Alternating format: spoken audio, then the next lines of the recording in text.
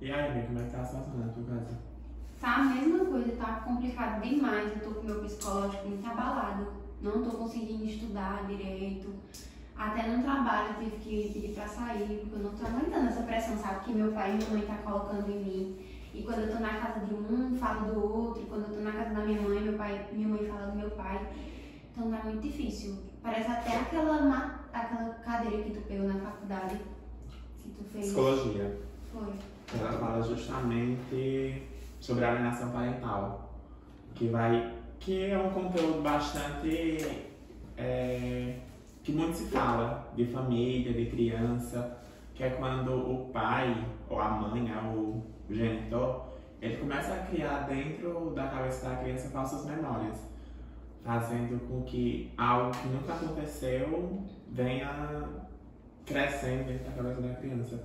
E se a gente pegar a Lei 12.318/2010, no seu artigo 3, diz que é um abuso moral, de forma que é tão perniciosa quanto a violência física, por ter grau de destruição que define significativamente a vida da criança e o seu valor emocional e psicológico. Eu acho que eu li isso no artigo isso que você falou em relação à lei, né, que está no âmbito jurídico. E eu acho muito interessante que a alienação parental, ela não só envolve a parte da mãe ou do pai, mas sim a pessoa que está responsável pela guarda da criança. E também envolve muitos fatores, não só os familiares, porque vai afetar o psicológico da criança. Então eu acho que isso é bem presente. Justamente. E esse tema, ele recentemente começou a despertar atenção de forma recorrente e irresponsável, né? Desde sempre. Como os papéis parentais eram bem divididos na separação, por exemplo, quando o casal se separavam, a guarda ficava necessariamente com a mãe. E o pai vinha fazer uma visita quinzenal, né? De 15 em 15 dias. E aí, Maria Berenice Dias, no seu livro, Manual de Famílias, ela fala que o pai ele reconheceu esse lado doce da paternidade e aí entrou na questão de lutar pela guarda do seu filho.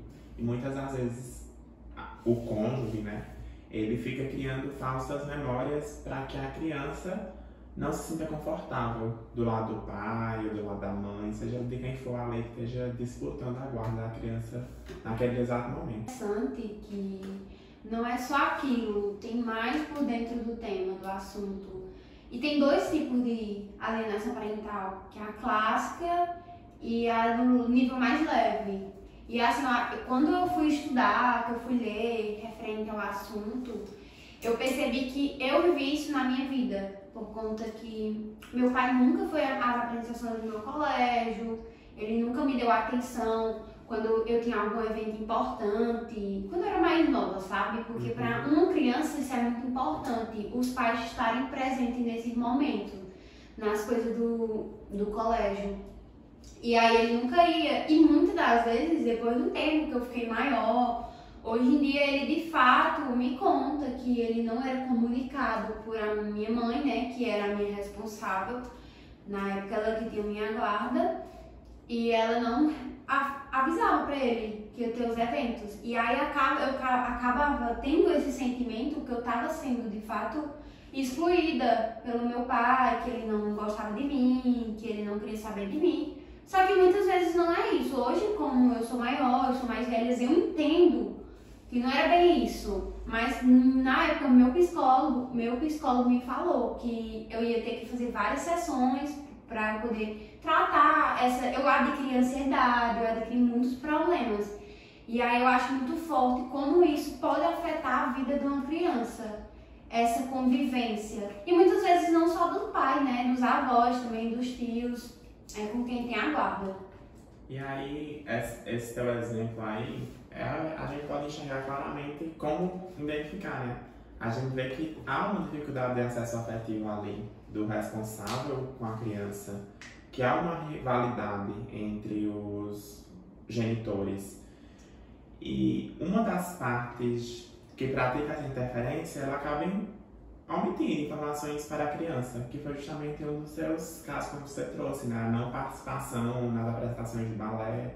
Então, a responsável por você omitir a informação para que seu pai estivesse lá presente E aí vai criando dentro de você uma falsa memória. Seu pai não gosta de você, você não pertence àquele espaço, você está excluída, né? E aí se ele tiver outros filhos fora do casamento, com outra pessoa, já vai criando em você, tipo, a exclusão. Não sou pertencente E eu a fui me este reprimindo, mundo. né? Eu fui Justamente. me afastando por mim mesma quando eu botei. A gente acaba criando coisas na nossa cabeça. E às vezes nem existe, né? Mas pelo fato de você acreditar tanto naquilo, eu fiquei assim, meu Deus, meu pai não gosta de mim. E isso fere um direito fundamental, né? Que é o direito de uma convivência familiar saudável. E essa pressão psicológica que a criança, assim como eu, ou diversos, porque diariamente pessoas passam por isso, afeta demais o psicológico e às vezes tem danos que são irreparáveis. E é importante a gente ver que vai trazer diversos danos para a vida dessa criança. Isso vai refletir demais na pessoa que ela vai ser daqui 10 anos, daqui 5 anos. E a criança passa a reprimir sentimentos, a mentir compulsivamente, ele vai manipular situações ao redor dela com demais, sejam amigos, sejam familiares, sejam nos seus relacionamentos pessoais. E ela não vai saber lidar com esses sentimentos. Então ela vai acabar se afastando da família, do meio familiar dela, de forma que ela vai passar só a manipular as pessoas. Ela vai adquirir diversos outros problemas, como ansiedade, como se sentir abandonada. E aí, fala pontos negativos, né? E aí a gente pergunta, qual seria uma solução?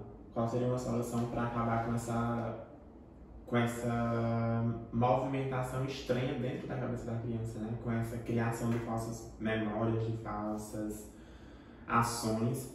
E aí, no Brasil, seria a guarda compartilhada, né? Se a gente pegar a lei 11.698, de 13 de junho de 2008, que é o Instituto do Direito de Família, que é justamente para que os genitores eles tenham as mesmas responsabilidades, porque antigamente, no nosso Código Brasileiro, era a guarda unilateral. Somente um dos responsáveis tomava as decisões, e com a guarda compartilhada não. Os dois são ali responsáveis, os dois têm a sua figura do pai, figura da mãe, figura do responsável, né? A gente coloca mais como a figura do responsável para a tomada de decisões, para que esteja presente na vida da criança, para que a criança ela não se sinta excluída. E aí quando a gente fala na questão da guarda, a gente não está querendo falar do benefício para o responsável, mas sim, sempre olhando o benefício da criança, porque a gente tem que olhar para o menor, tem que olhar para o direito do menor que está ali sendo violado, que está sendo movimentado de uma maneira errada, né? Então a gente tem que olhar para a criança, para que tenham decisões tomadas na vida daquela criança, mas de maneira conversada. Porque é um direito fundamental dele. E tomando essa pauta fica diversas opiniões, umas a favor dessa guarda compartilhada e outros não. Então fica aí no ar se realmente acontece e vai ajudar de fato essa criança, senão vai ainda prejudicar mais o psicológico dela. Então assim, cada opinião vai ser muito relativa. E eu acredito que essa criança ela vai viver em dois meios diferentes, porque eu já vi casos concretos de ter a guarda compartilhada, ter essa divisão em relação aos custos da criança, responsabilidade com essa criança menor de idade, e acabou prejudicando mais ainda o psicológico dela, por conta que ela passou a viver em meios diferentes. Na casa da mãe tinha regras, na casa da mãe ela tinha obrigações, lá ela tinha que estudar, ela tinha que dormir cedo, ela não podia mexer muito no celular. E quando estava na casa do pai, ela tinha uma vida de liberdade, podia sair a hora que quisesse, não precisava arrumar nada, não tinha responsabilidade. Então isso aí vai prejudicar mais ainda a formação dela como pessoa, como adulta futuramente. Porque ela vai ficar, aqui eu posso fazer tudo, lá na minha casa eu não preciso fazer, na casa do meu pai eu não preciso fazer nada. Então, são casos e casos. E não se trata só da questão dessa guarda compartilhada, se trata da pessoa, dos responsáveis, o que ele quer trazer para a vida daquela criança. Se ele quer dar essa liberdade a ela, dela fazer o que ela quiser, ou se ela vai de fato ensinar algo para a vida dele, dar valores a ela. Então, acaba deixando essa criança confusa. Mas não, quando uma criança cresce, ela passa a ter um entendimento. Então aí não dá para comparar a questão do guarda compartilhada por uma criança menor, uma criança que não tem noção do que faz de fato para a vida dela, com uma pessoa já adulta, uma pessoa grande, que ela vai entender que ela quer aquilo para a vida dela, mas uma criança, como ela vai entender de fato? E aí a gente, só recapitulando aqui tudo que a gente conversou, sabe? Se a gente pega a lei 12.318 de 2010, qual é o significado dela, né? Como é que ela define a alienação parental?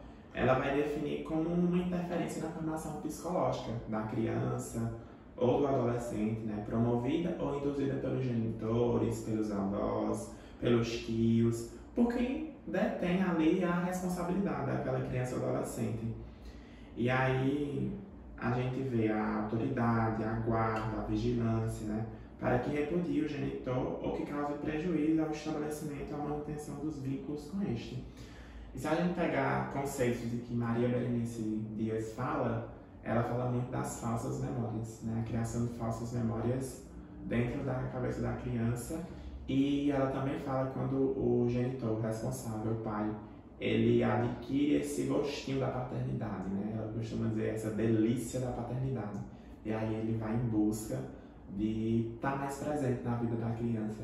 E aí a gente entra em diversas opiniões, né? Guarda compartilhada, guarda no lateral. Se é bom ou não para a formação da criança, né? Se realmente o pai está sentindo ali um gostinho. E muitas das vezes é uma maneira que a responsável, a mãe, pelo motivo da separação, vou atacar o pai tirando o filho da convivência. Vou excluir. E o pai, do outro lado, já que a mãe tira isso dela, eu vou dar, entendeu? Para deixar a criança confusa. Então, se na casa da criança ela pode fazer isso, o pai vai ver que ela não pode fazer isso na casa da mãe e vai possibilitar para ela. De fato, de forma que faz com que essa criança se sinta melhor na casa do pai. Então, essa luta é constante. Então, aí é um assunto, uma problemática que vai dividir várias opiniões. E aí a gente entra numa luta de não o direito da criança, mas sim uma briga entre os ex-companheiros. E não para estar resguardando, né, o direito da criança, quais são os seus medos, seus anseios, o que fazer, enfim, agir com a devida responsabilidade como genitores, como responsável, autoridade, vigilantes para os direitos dessas crianças. E mesmo com a lei que resguarda esses direitos fundamentais e necessários no meio familiar, sempre vai existir. Então, o que custa aos pais se informarem, ler, procurar entender melhor do que se trata e ter a empatia com o sentimento dos seus filhos. Então, amigo, eu tenho que ir, mas obrigada, tá, por me explicar melhor o que é alienação parental e por me escutar mais uma vez. Eu não procuraria nenhuma outra pessoa além de você. Um beijo. Tchau.